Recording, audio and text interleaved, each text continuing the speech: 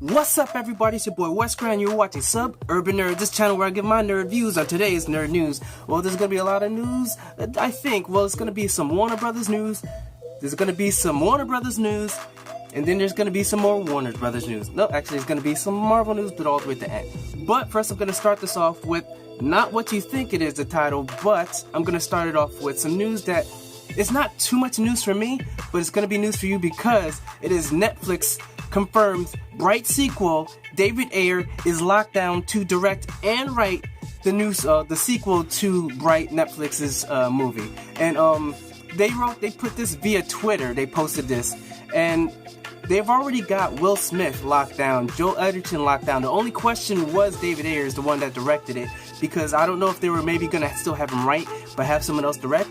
But apparently he's still locked down, and Nielsen reports that there was an average of 11 million Netflix users watching this over the first 3 days. Which, if you calculate it into as far as movie tickets, or whatever, they're estimating that it probably would have been about a $98 million opening weekend for box office for this Will Smith movie, which ain't bad. Like, 98 million ain't bad. I mean, granted, it's not legit 98 million, but they're averaging as far as if we went to movie theaters, the Netflix users, that's what they would have came out with. So, people, like, even though, like, reviews are very iffy, like, my review, it was pretty positive. There are some negative things, but I definitely see the potential. Like, I'm gonna probably put over here a notation of my review of Bright. But overall, I did like it, but me being myself, being picky and noticing things, there was definitely some things that dropped it down as far as a score for me.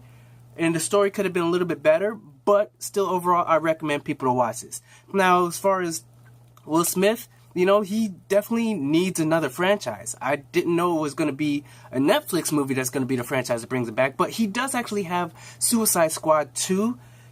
Even though Suicide Squad 2 wasn't, how you say, looked at it as so positive because of the Enchantress dancing, but given that it did make them a lot of money and it did win an award in the Oscars for best costume, like, who would think, like, Suicide Squad is an Oscar award winning movie? Damn, like, that's the world we live in. But Will Smith, good on him, you know, make that money. He's always gonna make that money, and whatever Will Smith comes out with, you know, people are gonna watch. He's just got that track record. Even if it's not the best movie, he still does bring people in. I just hope he doesn't. Yeah, it looks like he's not trying to force his kid into, you know, the live stream, because his kid, Jaden Smith is killing it as far as music.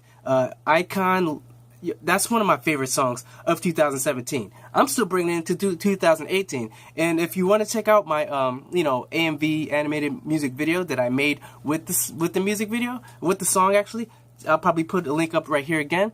And that's what I think about Bright. And you guys, if you weren't looking forward to a sequel, or if you were looking forward to a sequel, it's happening officially. So next topic is what the thumbnail was all about. So I'm gonna just start off with this thing. It's time for Animaniacs. And we're zany to the max. So just sit back and relax. You'll learn the Animaniacs. So, yes, Animaniacs is being revived on Hulu, and it's coming back around for 2 seasons only. It's going to be around 2020, and yes, Yacco, Wacco, and that will be back. Pinky and the Brain will be back, and Steven Spielberg is executive producer of the series. So I'm definitely looking forward to seeing some Animaniacs, and just I don't even know. There's so many things that Animaniacs, if you guys are, you know, the 90s baby, millennium baby, I don't even know, but Animaniacs should be something you watch. Hopefully it's just as funny and as groundbreaking, as good as the original Animaniacs, because it was a good show and it had a lot of things that still stand up to today.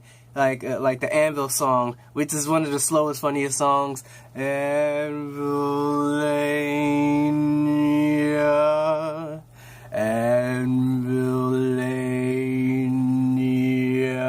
I'm not even going for the whole song because that thing is just slow and it's just funny just how slow it is. But yeah, definitely looking forward to Animaniacs coming back because it's about time. Like, I would have thought it came back a while ago, but as long as it's happening, I'm happy about it. I'm not sure where they're gonna. Oh yeah, Hulu. But don't know, because, Disney is buying Fox, and Fox is part of, and now they own majority share of Hulu, which is, Animaniacs is a Warner Brothers. It's going to be definitely confusing with this whole Disney buying everything. So, hey, that's the news on that. Next, we've got Warner Brothers just announced that Walter Hamada was just named the president of Warner Brothers DC-based film production. Originally, he was New Lines Production EVP, which you don't know, Executive Vice President. And that was his title before. He was behind successful franchises such as The Conjuring, the Final Destination franchise, and It. So when he comes to Warner Brothers, his focus is going to be It says his focus is going to be on a slate of superhero and villain movies. Also, other characters and stories licensed from DC. He's going to be working with Jeff Johns, the President and Chief Creative Officer of DC Entertainment. So as far as this, I don't know what to think, because I'm not sure if it's too good of a news, because Warner Brothers are still being reactionary, because they were banking everything on the Justice League making, crazy amount of money. And it has made money, but it still hasn't made, because in order for a movie to be successful, it has to make 2.5 times what it made. The Justice League movie was about, I think, 250 million to make. And so far, I think they've just made about 700, they're just shy of 700 million. And you would think that's a positive, but you got to remember that 1/3 of that money automatically goes to the movie theaters for distributing the movie. So therefore, that's why they have to make 2.5 times. So they have to make about 800 million just to, not even like a little bit, to be in a positive is pretty much what it has to be. So them saying in just a year ago, or not even 2 years ago, they changed it, because they changed the slate of people in charge when they were doing the Justice League, because remember, they didn't want it to be as dark. So that's why they had this press conference where they had people fly over, and they showed that there was more comedy. So they already did this as far as try to course correct what was going on with DC. So them bringing this new guy on, which I don't know if he has any type of experience or even likes comic book movies in general.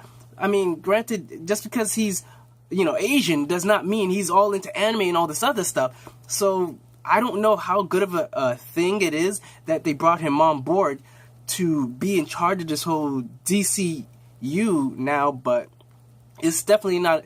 I don't believe he's like a Kevin Feige, because Kevin Feige was a comic book fan. He was a comic book fan, which is why when he took reins of the Marvel Universe, he had an idea of where he wanted it to go. You can come in with him, pitch him some of your ideas, and he could definitely see, because he was a comic book fan, so he definitely knows how the multi-universe works. He knows how story works with these comic books. So therefore, he was able to just direct people on making a cohesive storyline that would just keep going through all the way through to 17, 18, I don't even know how many movies is going to be going on, but I think it's probably going to end after Phase 4, but they're still ending it in Phase 3, which I believe is after the Avengers 4 movie. So they've got it down. DC, I don't know if Hamada's got that in him. Fingers crossed that, they do it right, but it's hard to have faith in a company that doesn't have faith in their people. I mean, you're just switching them. Oh, this didn't work. Bam, get rid of him. Which I understand, because you guys should be doing better. I don't know why they're not. They were doing it before Marvel. They had the Batman movie. Granted, they started going down the hill with Batman and Robin and Batman Forever, but they had the Batman movie. They had the Superman movie, which started going down after Superman 4. But it sounded like they had the Green Lantern movie, which didn't. They had Christopher Nolan's Batman. They had that. We can give them that. We can give them that. So, they're not completely incompetent. They know they have made good moves. They have made good strides. Let's just hope that this is a great move for them. Hamada, fingers crossed. I'm hoping, wishing you the best. Next we have this breaking news. I guess it's breaking news. It just came out today, and it's something that I'm definitely happy about, because Kendrick Lamar and Top Dawg production they're going to be producing the Black Panther album.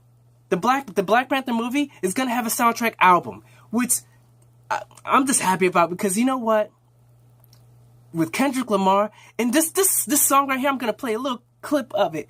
It definitely sounds that this would be perfect for Black Panther. This entrance music. Like, listen to this, alright? I'm about to turn this up real quick.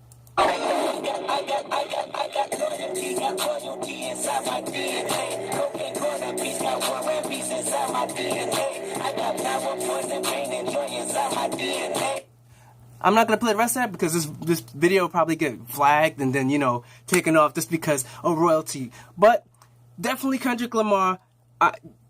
They haven't done this that much, because there's a lot of movies. Sure, they do soundtracks. Marvel does soundtracks, but they do old songs and then they put it in with the movie.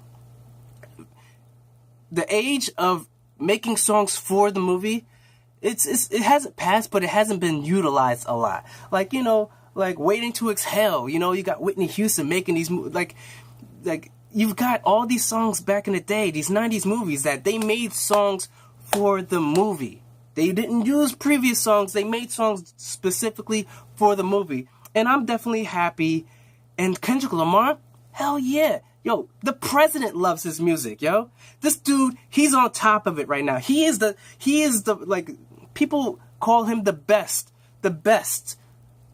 music artist right now. You know, like, all the others, whatever, Kendrick Lamar is the one that's pretty much on top as far as the rap game.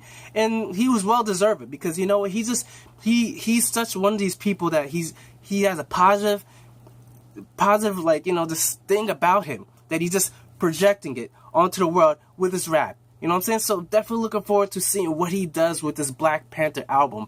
And I would have thought it would have been done already, but they probably just announcing this.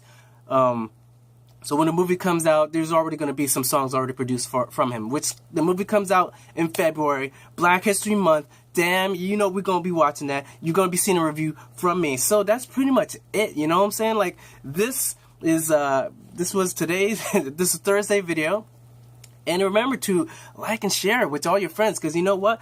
I'm trying to grow this channel in 2018, trying to do things big. And I hope you guys are going to be with me on this journey to success. So remember to subscribe right here. You know, check out the last Nerd News video. Check out the playlist of the Daily Nerd News. And remember, I'm Wes Grant. You've been watching Urban Nerd, and you've just been nerdified. Catch you guys in tomorrow's video.